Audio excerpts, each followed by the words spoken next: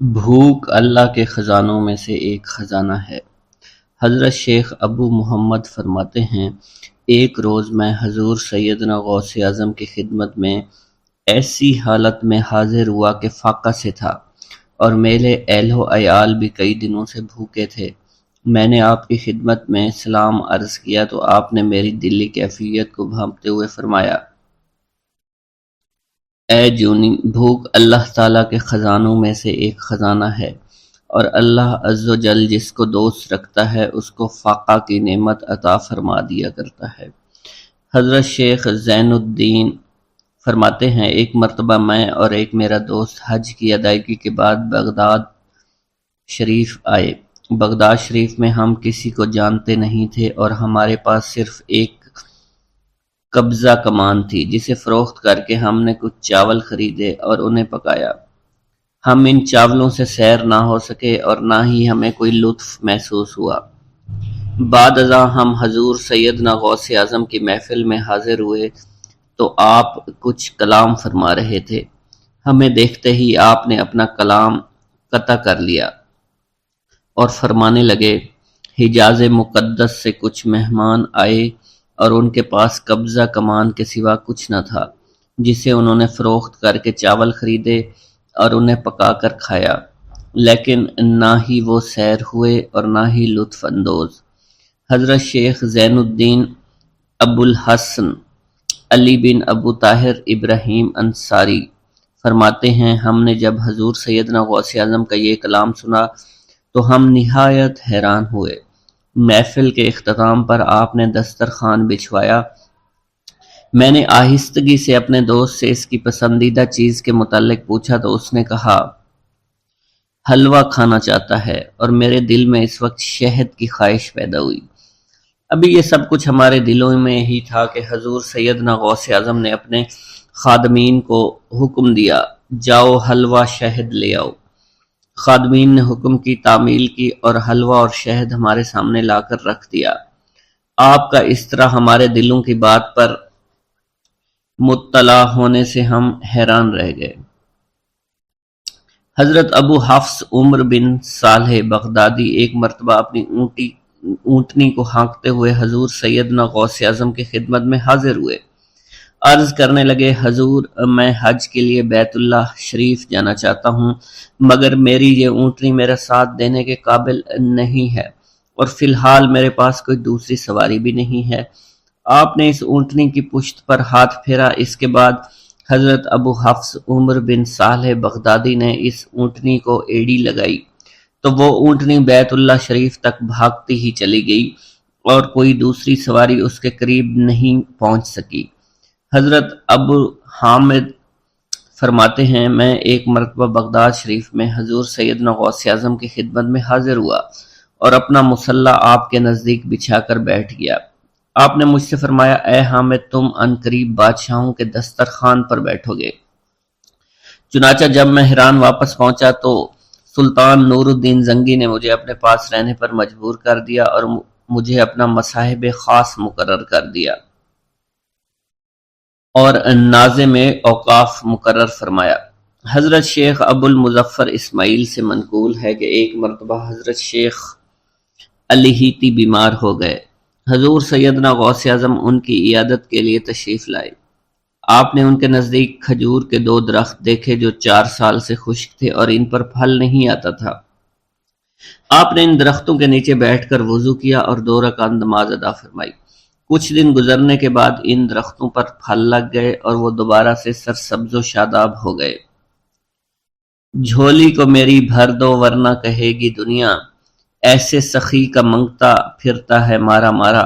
مولانا عبد الرحمن جامی فرماتے ہیں، حضور سیدنا غوث اعظم کا ایک مرید آپ کے ہمراہ مسجد کی جانب جا رہا تھا۔ جمعہ کا دن تھا۔ اس دن کسی بھی شخص نے آپ کو دیکھ کر نہ سلام کیا، نہ ہی کچھ توجہ فرمائی۔ اس مرید کے دل میں خیال آیا کہ پہلے تو آپ جمعہ کی نماز کی ادائیگی کے لیے بڑی مشکل سے لوگوں کے ہجوم میں سے ہوتے ہوئے مسجد کی جانب تشریف لے جایا کرتے تھے، اور آج کوئی شخص بھی آپ کو سلام نہیں کر رہا ہے اور نہ آپ کے نزدیک آ رہا ہے۔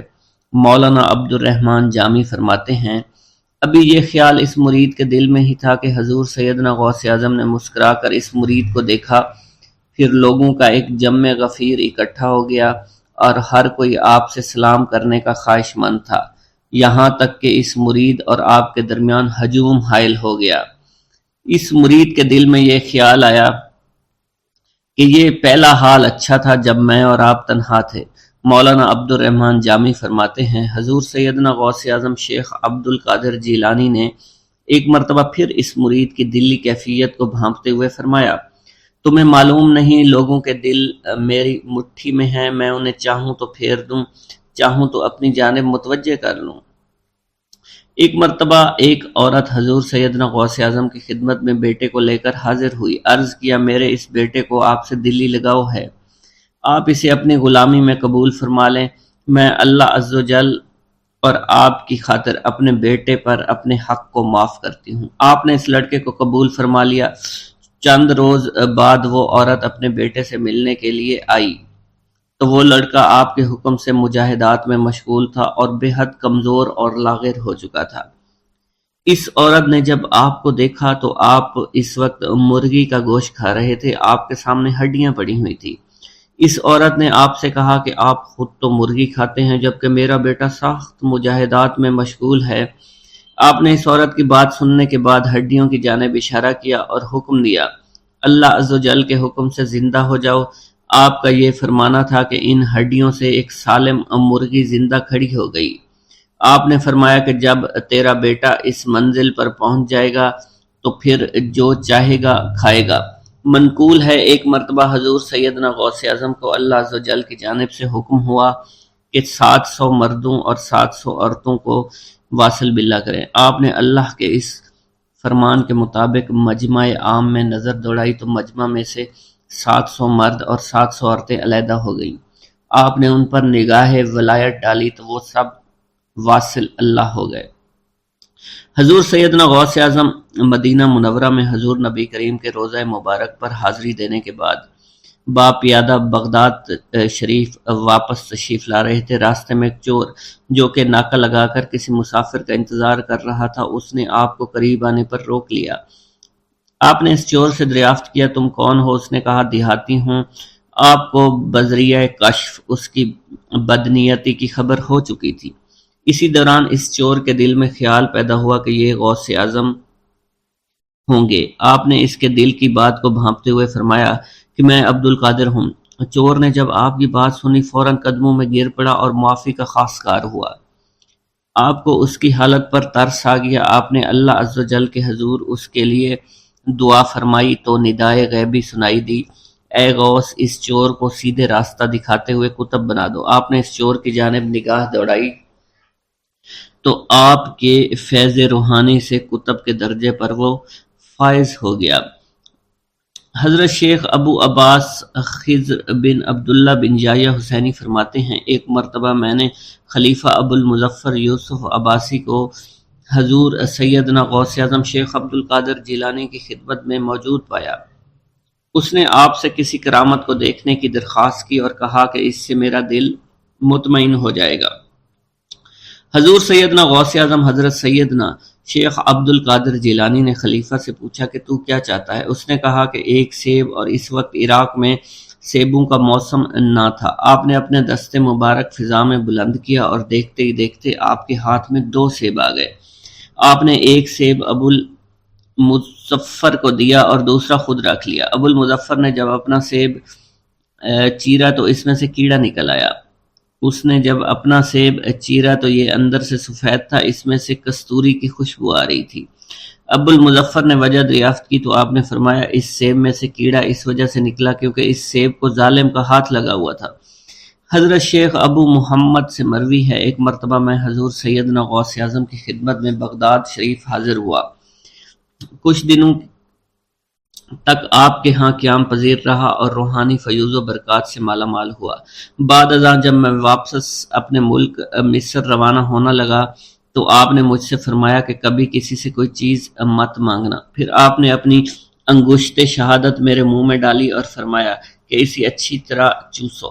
چنانچہ میں نے آپ کے فرمان کے مطابق ایسا ہی کیا۔ جب میں آپ سے اجازت لینے کے بعد واپس اپنے ملک مصر روانہ ہوا تو بغداد شریف سے مصر تک کی طویل مسافت کے دوران مجھے کچھ بھوک محسوس نہیں ہوئی، اور میں جوں جوں آگے بڑھتا رہا اپنے جسم میں توانائی کو پہلے سے زیادہ پاتا۔ بسم اللہ الرحمن الرحیم۔ منقول ہے کہ حضور سیدنا غوث اعظم کے زمانہ میں ایک مقرب کی ولایت سلب کر لی گئی۔ سب چھوٹے بڑے اس کو حقارت کی نگاہ سے دیکھنے لگے۔ اس نے 360 اولیاء اللہ سے التجا کی کہ وہ اس کے حق میں دعا فرمائیں، لیکن اس کا نام لوح محفوظ پر اشتیاق کی فہرست میں لکھ دیا گیا۔ ان اولیاء اللہ نے اس کو بتایا کہ تم کامیاب نہیں ہوں گے۔ اس کے چہرے کا رنگ سیاہ پڑ گیا۔ اس شخص نے حضور سیدنا غوث اعظم شیخ عبد القادر جیلانی کی خدمت میں حاضر ہو کر دعا کی درخواست کی۔ آپ نے فرمایا تم اللہ عز و جل کی بارگاہ میں مردود ہو گئے ہو، مگر میں تمہیں اللہ کے اذن میں مقبول بنا سکتا ہوں۔ پھر حضور سیدنا غوث اعظم نے اس کے لیے بارگاہ الہی میں دعا فرمائی تو غیب سے ندا آئی، کیا تمہیں معلوم ہے کہ تم سے پہلے بھی 360 اولیاء اللہ اس کے لیے سفارش کر چکے ہیں، لیکن اس کا نام لوح محفوظ پر اشتیاق کی فہرست میں لکھا جا چکا ہے۔ یا الہی تو مردود کو مقبول، مقبول کو مردود بنانے پر قادر ہے۔ اگر تیری منشا یہی ہے تو نے اس کو مقبول بنانے کے لیے مجھ سے دعا کیوں کروائی؟ غیبی ندائی، اے عبد القادر، اسے میں نے تمہارے سپرد کیا، تم اسے جو چاہے بنا دو۔ چنانچہ آپ کی دعا سے وہ پھر سے بارگاہ الہی میں مقبول ہو گیا۔ حضرت شیخ ابو صالح سے منقول ہے، حضرت شیخ ابو مدین مغربی نے مجھے حضور سیدنا غوث اعظم شیخ عبد القادر جیلانی کی خدمت میں بغداد فقر کی تعلیم کے لیے بھیجا۔ آپ نے مجھے 20 دن تک اپنے خلوت خانہ کے دروازہ پر بٹھائے رکھا، اور 20 روز گزرنے کے بعد مجھے قبلہ رو ہونے کا حکم دیا گیا۔ جب میں قبلہ رو ہو گیا آپ نے فرمایا اے ابو صالح اس طرف دیکھو۔ چنانچہ میں نے اس جانب دیکھا تو آپ نے فرمایا کیا دیکھ رہے ہو؟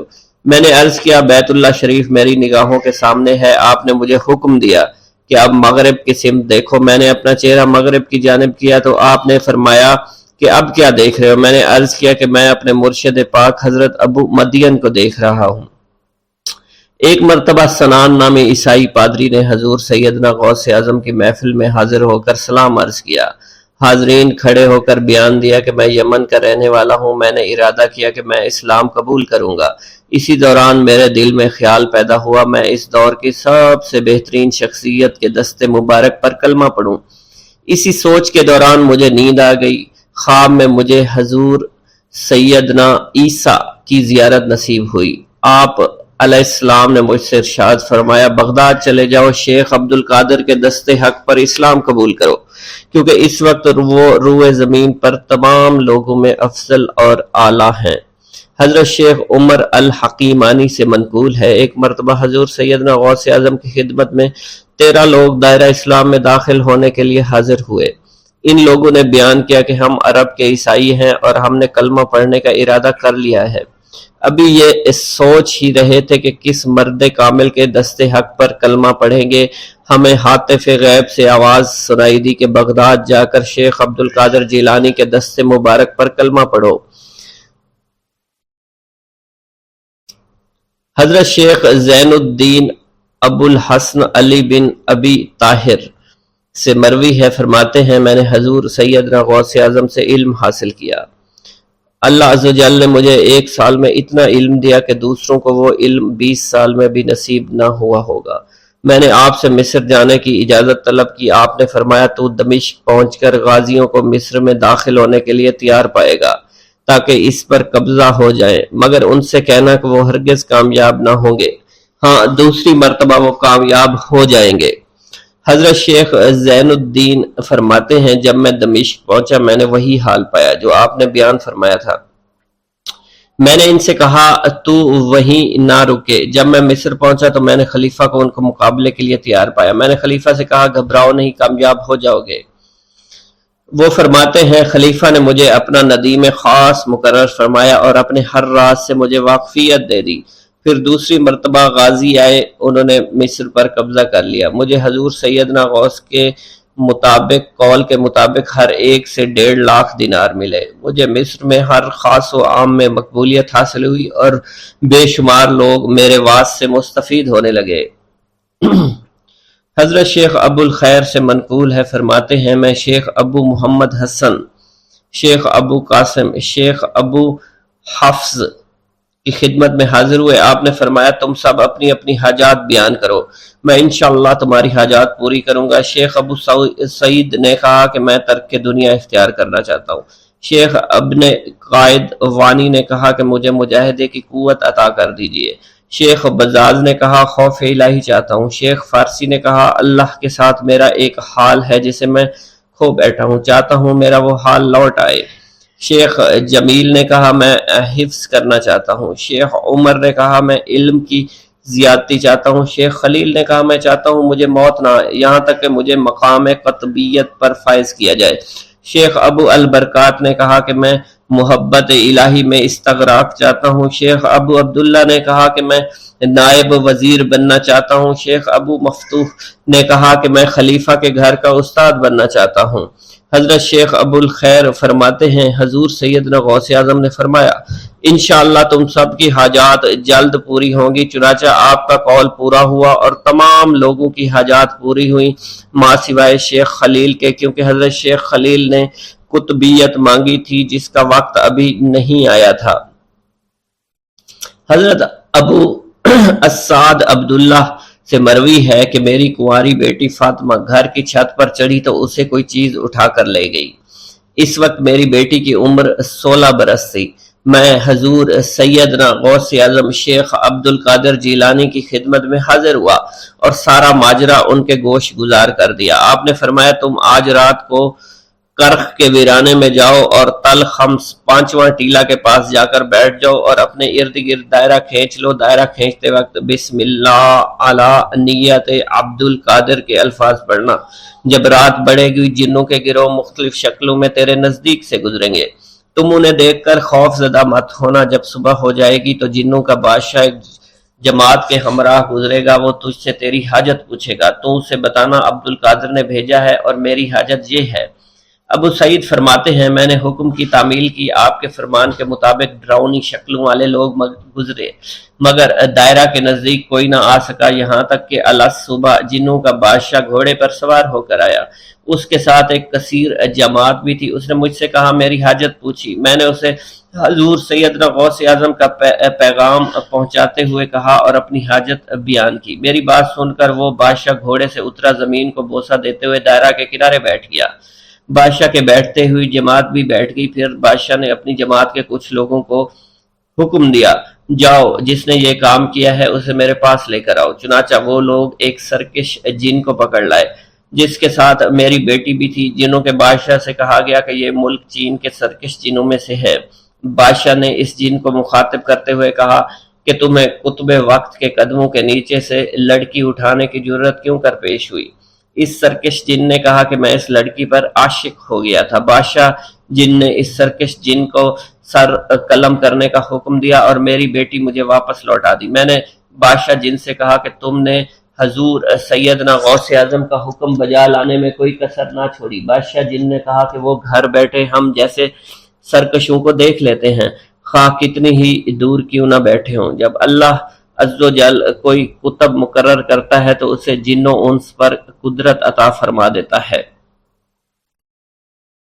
تفریح الخاطر میں منقول ہے حضور سیدنا غوث اعظم کے وصال کے بعد ایک شخص جو کہ عرصہ دراز سے مرشد کامل کی تلاش میں تھا اور وہ آپ کا شورا سننے کے بعد آپ کی خدمت میں بغداد شریف پہنچا۔ جب اس شخص کو معلوم ہوا کہ آپ وصال فرما گئے ہیں تو وہ آپ کی قبر مبارک پر حاضر ہوا اور آداب زیارت بجا لایا۔ آپ اپنی قبر مبارک سے باہر تشریف لائے، اس کا ہاتھ پکڑ کر اسے سلسلہ عالیہ قادریہ میں بیعت فرما دیا اور اس کی جانب خصوصی توجہ فرمائی۔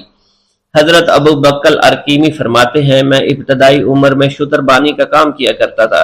ایک مرتبہ مجھے ایک شخص کے ساتھ حج کرنے کا اتفاق ہوا۔ اس شخص کو یہ خطرہ لاحق ہوا کہ وہ عنقریب مر جائے گا۔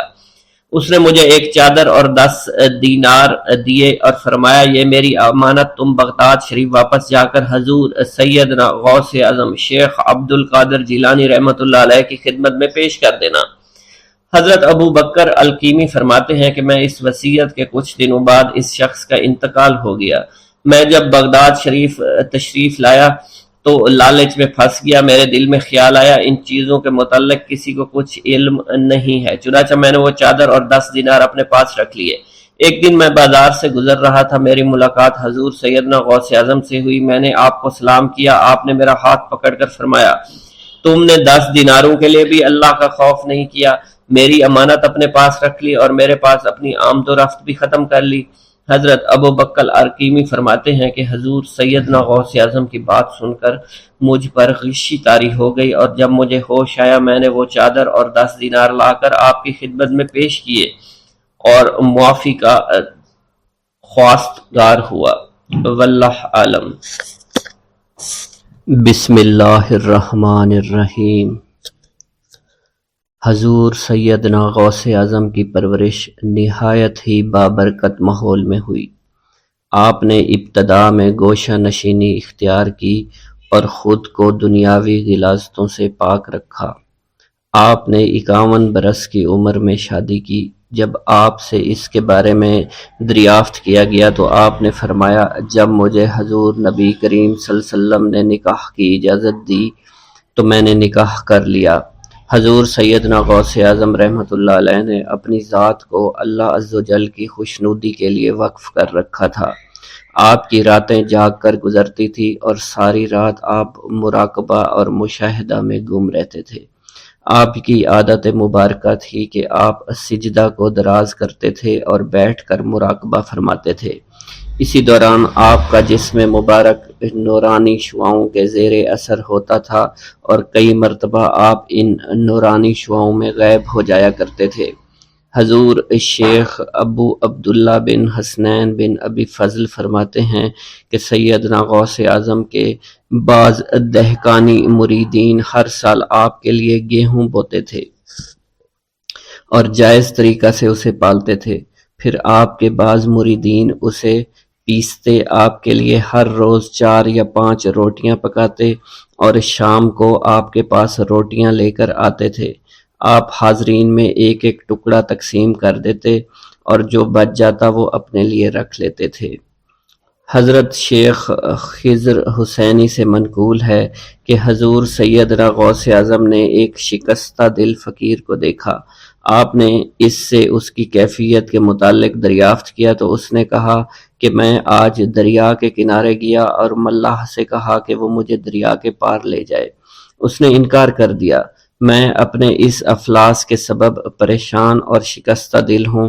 ابھی اس فقیر کا کلام جاری تھا کہ ایک شخص آپ کی خدمت میں حاضر ہوا اور 30 دینار آپ کی خدمت میں پیش کر دیے۔ آپ نے وہ دینار اس فقیر کو دے دیے اور فرمایا کہ اس ملاح سے کہنا کہ کسی فقیر کا سوال رد مت کیا کرے۔ حضرت شیخ معمر کا بیان ہے کہ میں نے حضور سیدنا غوث اعظم سے زیادہ کسی کو درگزر فرمانے والا نہیں دیکھا۔ آپ کی عطا کا یہ عالم تھا کہ ایک محفل میں 400 لوگوں کو ولایت کے مقام اعلیٰ تک پہنچا دیا کرتے تھے۔ بھوکوں کو کھانا کھلانا اور بیواؤں کی حاجت روائی کرنا آپ کا معمول تھا۔ جب کسی بیمار کے متعلق سنتے فوراً اس کی عیادت کے لیے تشریف لے جایا کرتے۔ فقراء کو آپ کے در سے بغیر سوال کیے عطا ہو جایا کرتا۔ حضور سیدنا غوث اعظم نے فرمایا کہ مخلوق سے کنارہ کشی سے قبل علم حاصل کرو، کیونکہ جو شخص علم کے بغیر عبادت کرتا ہے وہ اصلاح سے زیادہ فساد میں مبتلا ہو جاتا ہے۔ تمہیں چاہیے کہ شمع شریعت اپنے ہمراہ لے کر علم کی روشنی میں عمل کرو، پھر اللہ تعالیٰ تمہیں علم لدنی کا وارث بنا دے گا۔ جس سے تم ناواقف ہو تمہیں چاہیے کہ تمام اسباب و ذرائع سے تعلق منقطع کر کے رشتہ داروں اور احباب سے جدائی اختیار کر لو، تاکہ تم اپنے زہد کی وجہ سے اپنے قوت باطنی اور اپنے حسن ادب کا مشاہدہ کر سکو۔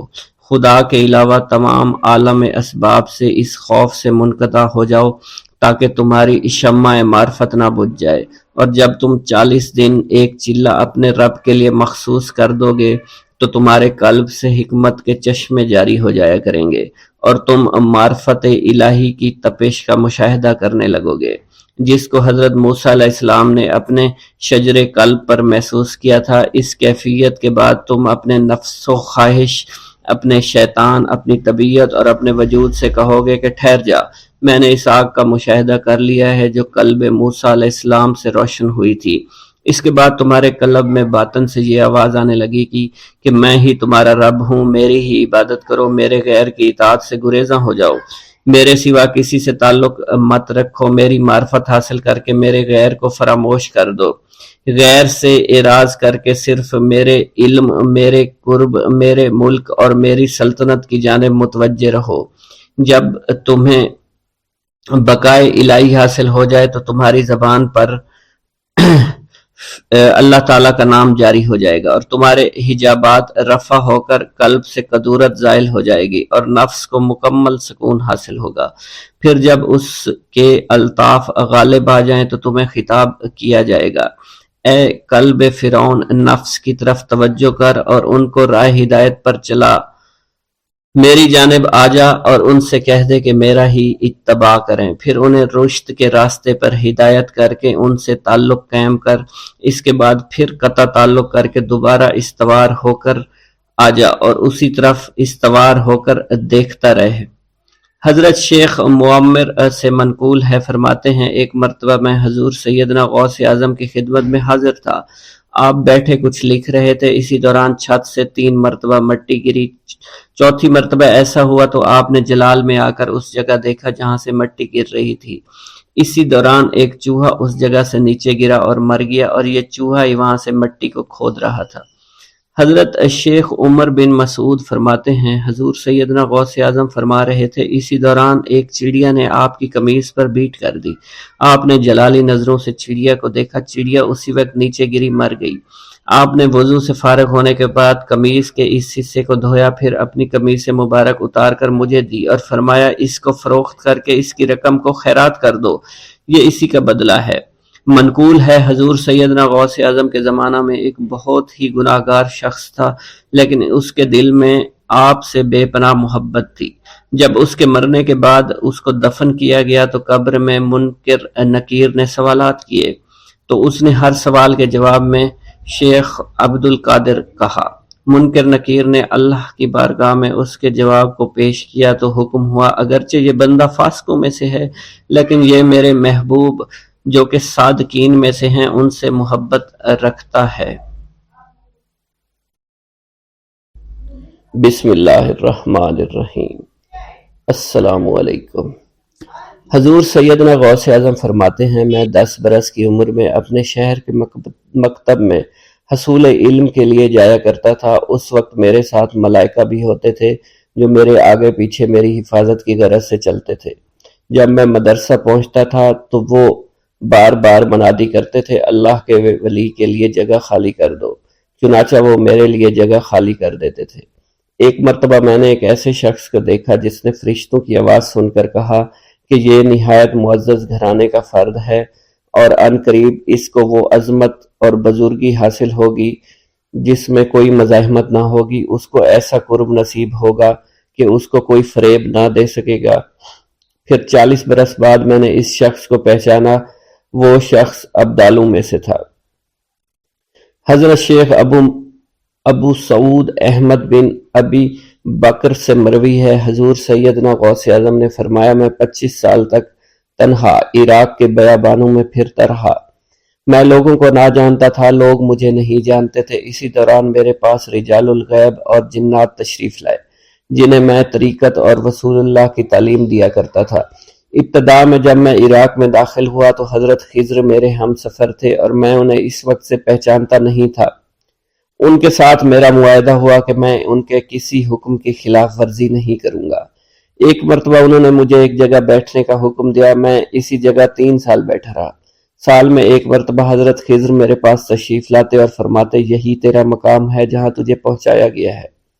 اس عرصہ کے دوران تمام نفسانی خواہشات مجھ پر انسانی شکل میں وارد ہوئیں، لیکن اللہ نے مجھے ہر موقع پر استقامت عطا فرمائی اور مجھے ان خرافات سے بچائے رکھا۔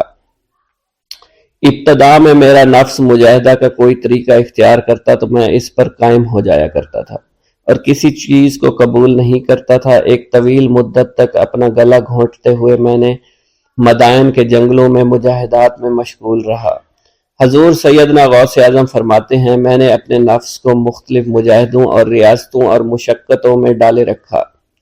1 سال تک میں گری ہوئی چیزیں اٹھا کر کھاتا رہا، اسی دوسرے سال میں صرف پانی پر گزارا کرتا رہا، اور تیسرے سال میں نے کچھ نہ کھایا اور نہ پیا نہ ہی سویا۔ ایک مرتبہ شدید سردی کی وجہ سے میں ایوان کسریٰ کے کھنڈرات میں سویا تو رات بھر میں 40 مرتبہ احتلام ہوا۔ میں نے ہر مرتبہ دریائے دجلہ پر جا کر غسل فرمایا، پھر نیند کے خوف سے محل کے اوپر ایک ویران جگہ پر چڑھ گیا اور وہاں 2 سال تک قیام کیا، حتیٰ کہ سردی کے سوا کوئی شے کھانے کو میسر نہیں تھی۔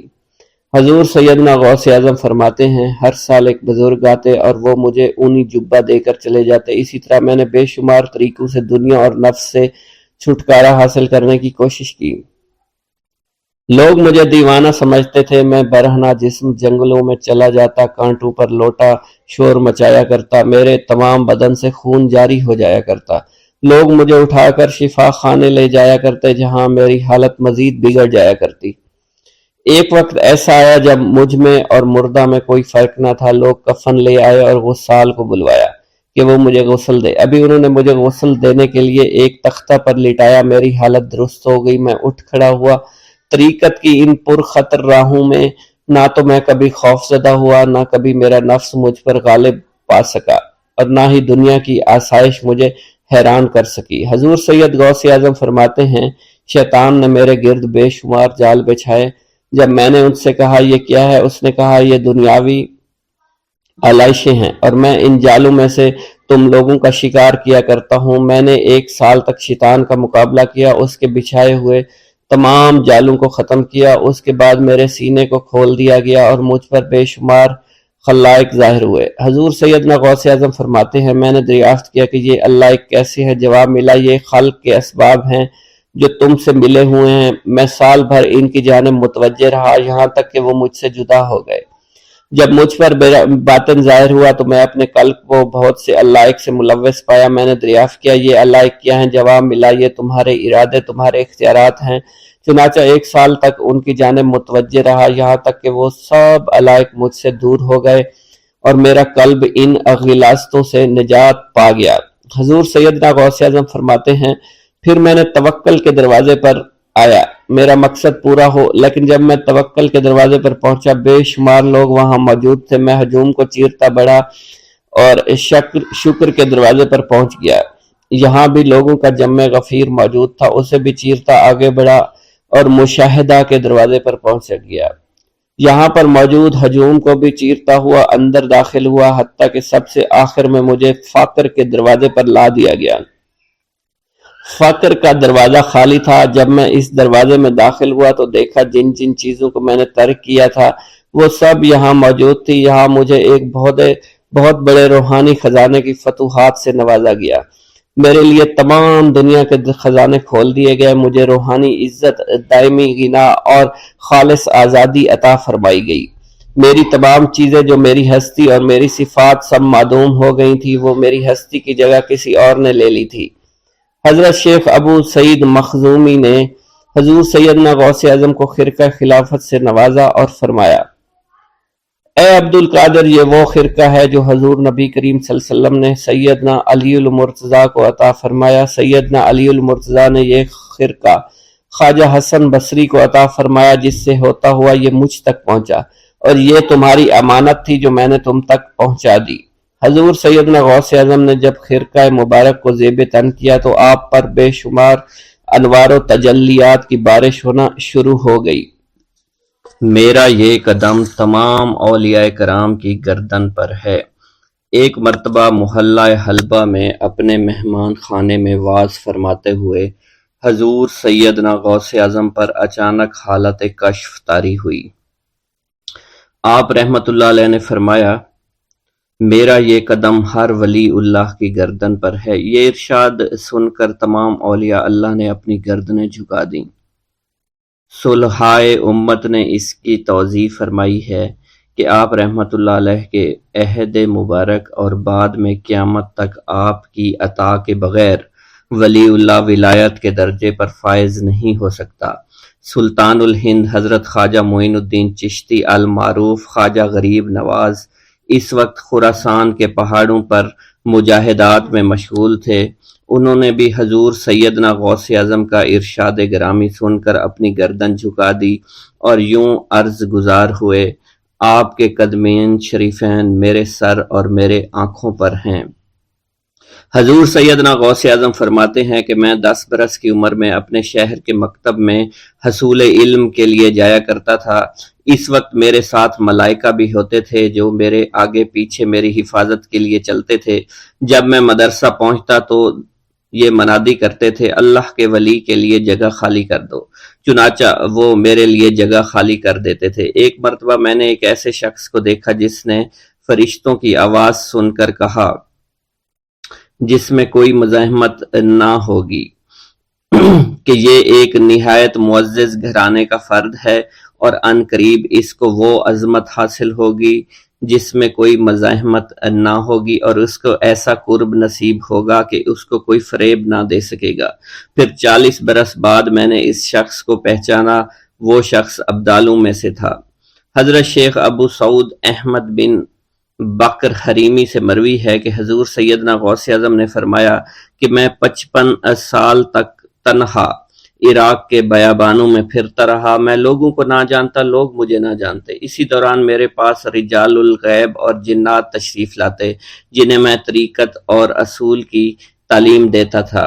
ابتدا میں جب میں عراق میں داخل ہوا تو حضرت خضر میرے ہم سفر بنے اور بعد میں اس وقت ان کو پہچانتا نہ تھا، اور اس کے ساتھ میرا معاہدہ ہوا کہ میں ان کے کسی حکم کی خلاف ورزی نہیں کروں گا۔ ایک مرتبہ انہوں نے مجھے ایک جگہ بیٹھنے کا حکم دیا اور میں اس جگہ 3 سال تک بیٹھا رہا۔ سال میں ایک مرتبہ حضرت خضر میرے پاس تشریف لاتے، فرماتے کہ یہی تیرا مقام ہے جہاں تجھے پہنچایا گیا ہے۔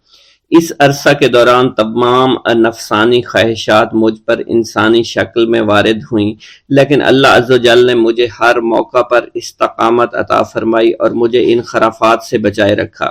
ابتدا میں میرا نفس مجاہدہ کا کوئی طریقہ اختیار کرتا تو میں اس پر قائم ہو جاتا اور کسی چیز کو قبول نہ کرتا تھا۔ ایک طویل مدت تک اپنا گلا گھونٹتے ہوئے میں مدائن کے جنگلوں میں مجاہدات میں مشغول رہا۔ حضور سیدنا غوث اعظم فرماتے ہیں کہ میں نے اپنے نفس کو مختلف مجاہدوں، مختلف ریاضتوں اور مختلف مشقتوں میں ڈالے رکھا۔ 1 سال تک میں گری ہوئی چیزیں اٹھا کر کھاتا رہا، دوسرے سال پانی پر گزارا کیا، اور تیسرے سال نہ میں نے کچھ کھایا، نہ پیا اور نہ ہی سویا۔ ایک مرتبہ شدید سردی کی وجہ سے میں ایوان کسریٰ کے کھنڈرات میں سویا تو رات بھر میں 40 مرتبہ طبیعت خراب ہوئی۔ حضور سیدنا غوث اعظم فرماتے ہیں ہر سال ایک بزرگ آتے اور وہ مجھے جبہ دے کر چلے جاتے۔ اسی طرح میں نے بے شمار طریقوں سے دنیا اور نفس سے چھٹکارا پانے کی کوشش کی۔ لوگ مجھے دیوانہ سمجھتے تھے۔ میں برہنہ جسم جنگلوں میں چلا جاتا اور کانٹوں پر لوٹتا شور مچاتا تھا۔ میرا تمام بدن سے خون جاری ہو جایا کرتا تھا اور لوگ مجھے اٹھا کر شفا خانے لے جایا کرتے، جہاں میری حالت مزید بگڑ جاتی۔ ایک وقت ایسا بھی آیا جب مجھ میں اور مردہ میں کوئی فرق نہ تھا۔ لوگ کفن لے کر آئے، غسال کو بلوایا کہ وہ مجھے غسل دے دیں۔ ابھی انہوں نے مجھے غسل دینے کے لیے تختہ پر ڈالا ہی تھا کہ میری حالت درست ہو گئی۔ میں اٹھ کھڑا ہوا۔ طریقت کی ان پرخطر راہوں میں نہ تو میں کبھی خوف زدہ ہوا اور نہ کبھی میرا نفس مجھ پر غلبہ پا سکا، اور نہ ہی دنیا کی آرائش مجھے حیران کر سکی۔ حضور سیدنا غوث اعظم فرماتے ہیں شیطان نے میرے گرد بے شمار جال بچھائے۔ جب میں نے اس سے کہا کہ یہ کیا ہے تو اس نے کہا یہ دنیاوی چیزیں ہیں اور میں ان جالوں سے تم جیسوں کو شکار کرتا ہوں۔ میں نے 1 سال تک شیطان کا مقابلہ کیا، اس کے بچھائے ہوئے تمام جالوں کو ختم کر دیا۔ اس کے بعد میرے سینے کو کھول دیا گیا اور مجھ پر بے شمار خلائق ظاہر ہوئے۔ حضور سیدنا غوث اعظم فرماتے ہیں میں نے دریافت کیا کہ یہ علائق کیسے ہیں؟ جواب ملا کہ یہ خلق کے اسباب ہیں جو تم سے ملے ہوئے ہیں۔ میں سال بھر ان کی جانب متوجہ رہا، یہاں تک کہ وہ مجھ سے جدا ہو گئے۔ جب مجھ پر میرا باطن ظاہر کیا گیا تو میں نے اپنے قلب کو بہت سے علائق سے ملوث پایا۔ میں نے دریافت کیا کہ یہ علائق کیا ہیں؟ جواب ملا، یہ تمہارے ارادے، تمہارے اختیارات ہیں۔ چنانچہ 1 سال تک ان کی جانب متوجہ رہا کہ وہ مجھ سے دور ہو گئے۔ میرا قلب ان تمام غلاظتوں سے نجات پا گیا۔ پھر مجھ پر میرے نفس کو ظاہر کیا گیا، میں نے اس کا مشاہدہ کیا، مجھے معلوم ہوا اس کے ساتھ کچھ امراض اور بھی ہیں اور نفس کی خواہشات زندہ ہیں، نفس کا شیطان سرکش ہے۔ چنانچہ میں نے سال بھر پھر توجہ دلائی اور میرے نفس کے تمام امراض سرے سے ہی ختم ہو گئے اور اس کے شیطان نے کلمہ پڑھ لیا اور پھر میرے تمام امور اللہ کے لیے ہو گئے اور میں اپنی ہستی سے باہر نکل آیا۔ حضور سیدنا غوث اعظم فرماتے ہیں، پھر میں توکل کے دروازے پر آیا تاکہ میرا مقصد پورا ہو، لیکن جب میں نے توکل کے دروازے پر پہنچا تو بے شمار لوگ موجود تھے۔ میں اس ہجوم کو چیرتا ہوا آگے بڑھا اور شکر کے دروازے پر پہنچ گیا، یہاں پر بھی لوگوں کا جمع غفیر موجود تھا، اسے بھی چیرتا ہوا آگے بڑھا اور مشاہدہ کے دروازے پر پہنچ گیا اور یہاں پر موجود ہجوم کو چیرتا ہوا اندر داخل ہوا، حتیٰ کہ سب سے آخر میں مجھے فقر کے دروازے پر لایا گیا۔ فقر کا دروازہ خالی تھا۔ جب اس دروازہ میں داخل ہوا تو دیکھا جن جن چیزوں کو میں نے ترک کیا تھا وہ سب یہاں موجود تھیں۔ یہاں مجھے ایک بہت بڑے روحانی خزانے کی فتوحات سے نوازا گیا اور میرے لیے تمام دنیا کے خزانے کھول دیے گئے۔ مجھے روحانی عزت، دائمی فنا اور خالص آزادی عطا فرمائی گئی۔ میری تمام چیزیں جو میری ہستی اور میری صفات سب معدوم ہو گئیں اور میری ہستی کی جگہ کسی اور نے لے لی۔ حضرت شیخ ابو سعید مخزومی نے حضور سیدنا غوث اعظم کو خرقہ خلافت سے نوازا اور فرمایا، اے عبد القادر، یہ وہ خرقہ ہے جو حضور نبی کریم صلی اللہ علیہ وسلم نے حضرت سیدنا علی المرتضیٰ کو عطا فرمایا، اور حضرت سیدنا علی المرتضیٰ نے یہ خرقہ حضرت خواجہ حسن بصری کو عطا فرمایا تھا، جس سے ہوتا ہوا یہ خرقہ مجھ تک پہنچا، اور یہ تمہاری امانت تھی جو میں نے تم تک آج پہنچا دی ہے۔ حضور سیدنا غوث اعظم نے جب خرقہ مبارک کو زیب تن کیا تو آپ پر بے شمار انوار و تجلیات کی بارش ہونا شروع ہو گئی۔ حضور سیدنا غوث اعظم نے حضرت شیخ ابو سعید مخزومی کے مدرسہ میں تدریسی فرائض سر انجام دینا شروع کر دیے۔ آپ کے لیے فی الحال تدریسی مصروفیات کے علاوہ کوئی کام نہ تھا۔ آپ کی شبانہ روز کی محنت سے آپ کے نام کا شعرہ کچھ ہی دنوں میں سارے بغداد میں پھیل گیا۔ طلبہ دور دراز کے علاقوں سے علم کے حصول کے لیے آنے لگے۔ طلبہ کی تعداد جب مزید بڑھنا شروع ہو گئی تو ارد گرد کے کئی مکانات کو خرید کر مدرسہ میں داخل کر لیا گیا۔ کتب سیر میں منقول ہے کہ 528 ہجری میں آپ مدرسہ نظامیہ کی وسیع عمارت تعمیر فرما چکے تھے۔ اس مدرسہ کی تعمیر میں آپ نے بحیثیت مزدور بھی حصہ لیا تھا۔ حضرت شیخ ابو الخشاب سے مروی ہے کہ میں جوانی میں جب علم نحو پڑھ رہا تھا تو لوگوں نے مجھے حضور سیدنا غوث اعظم کے پاس جانے کا مشورہ دیا، اور اس کی وجہ سے مجھے بھی اشتیاق ہوا کہ میں آپ کا واز سنوں۔ ایک مرتبہ کچھ لوگوں کے ہمراہ آپ کی مجلس میں دوستوں کے ہمراہ حاضر ہوا۔ آپ نے میری جانب توجہ کرتے ہوئے فرمایا، ہماری صحبت اختیار کر لو۔ چنانچہ میں نے آپ کے فرمان کے مطابق آپ کی صحبت کو اختیار کر لیا۔ آپ نے مجھے علم نحو کے علاوہ علوم عقلیہ اور تقلد حاصل کیے جس سے مجھے کوئی واقفیت پہلے نہیں تھی۔ 1 سال کے عرصہ میں آپ کی نظر کرم سے میں نے وہ علوم حاصل کر لیے جو گزشتہ اتنی عمر گزارنے کے باوجود بھی مجھے حاصل نہیں ہوئے تھے۔ منقول ہے حضرت شیخ بقا بن بطو، شیخ علی بن ہیتی اور شیخ کیلوی جب حضور سیدنا غوث اعظم کے مدرسہ میں آتے تو جھاڑو دیا کرتے تھے اور چھڑکاؤ کرتے تھے، لیکن آپ کی اجازت کے بغیر کبھی اندر داخل نہ ہوتے تھے۔ اجازت ملنے کے بعد آپ حضرات اندر داخل ہوتے اور اجازت ملنے پر ہی بیٹھتے تھے۔ آپ سے امان طلب کرتے اور امان مل جانے کے بعد مؤدب ہو کر بیٹھ جاتے۔